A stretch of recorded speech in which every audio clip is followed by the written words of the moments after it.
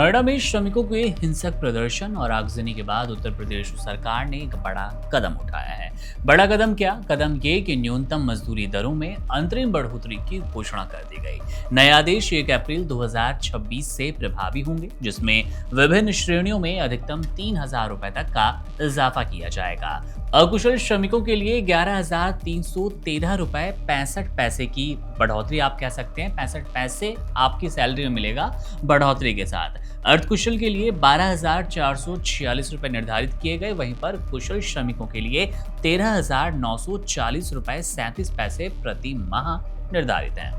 अब सरकार ने स्पष्ट किया कि सोशल मीडिया पर 20,000 रुपए के न्यूनतम वेतन के दावे पूरी तरह से झूठे और फरेबी हैं। ये तात्कालिक राहत है और भविष्य में वेज बोर्ड के जरिए स्थायी समाधान निकाला जाएगा। मजदूरों के लिए आगे चलकर हो सकता है कि कोई राहत की खबर मिले। सरकार के इस फैसले का मुख्य उद्देश्य औद्योगिक अशांति को शांत करना और श्रमिकों के बढ़ते असंतोष को तत्काल प्रभाव से दूर करना है, ऐसा उन्होंने दावा किया है। सोमवार को नोएडा के सेक्टर 60 और 62 में जिस तरह से निजी कंपनियों के कर्मचारियों ने विरोध प्रदर्शन किया और फिर मामला आगजनी और जाम तक पहुंच गया, उसने प्रशासन को कड़े और मजबूत फैसले लेने को मजबूर कर दिया। श्रमिकों की मांग जो मुख्य आप कह सकते हैं बिंदु है, वो है वेतन वृद्धि, बेहतर कामकाजी परिस्थितियों को लेकर आवाज उठाना, बेहतर परिस्थितियों की मांग करना, जिसे सरकार ने गंभीरता से भी लिया है और सरकार अब इस समस्या के समाधान के लिए एक नई और व्यवस्थित रणनीति अपना रही है। एक तरफ जहां अंतरिम वेतन वृद्धि के जरिए तत्काल आर्थिक राहत दी गई, वहीं पर दूसरी तरफ अगले महीने एक उच्च स्तरीय वेज बोर्ड के गठन का निर्णय लिया गया। ये बोर्ड वर्तमान महंगाई दर और बदलती आर्थिक परिस्थितियों की व्यापक समीक्षा करेगा और उसके बाद ही न्यूनतम वेतन का एक स्थायी ढांचा तैयार किया जाएगा।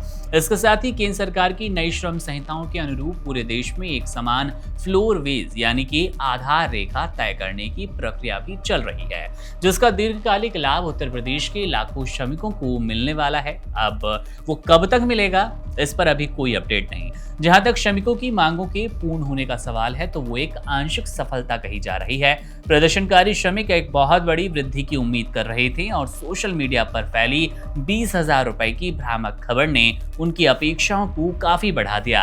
हालांकि सरकार द्वारा अधिसूचित नई दरें पुरानी दरों के मुकाबले एक सराहनीय सुधार है, लेकिन ये उस जादुई आंकड़े के आसपास भी नहीं है जिसकी चर्चा अफवाहों में थी और मांगों में भी। सरकार ने इस फैसले में सख्त रुख अपनाते हुए अब स्पष्ट भी कर दिया है कि वो अराजकता बर्दाश्त नहीं करेगी।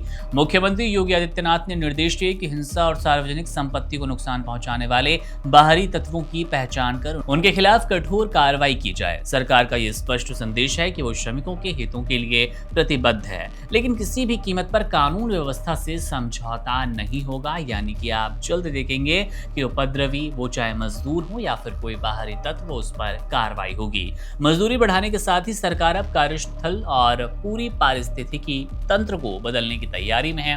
नियोक्ताओं के लिए कड़े निर्देश जारी किए गए कि वो केवल वेतन ही नहीं बल्कि ओवरटाइम का समय पर भुगतान करे। न केवल समय पर भुगतान करे बल्कि दोगुना भुगतान करे।